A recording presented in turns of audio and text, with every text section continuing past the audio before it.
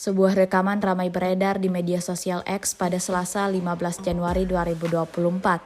Dalam rekaman tersebut memperlihatkan detik-detik saat Brigade Al-Qassam menyerang titik pertahanan musuh.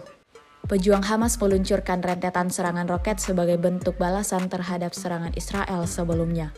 Disebutkan dalam keterangan unggahan, prajurit Brigade Al-Qassam menargetkan serangannya ke arah Isdud.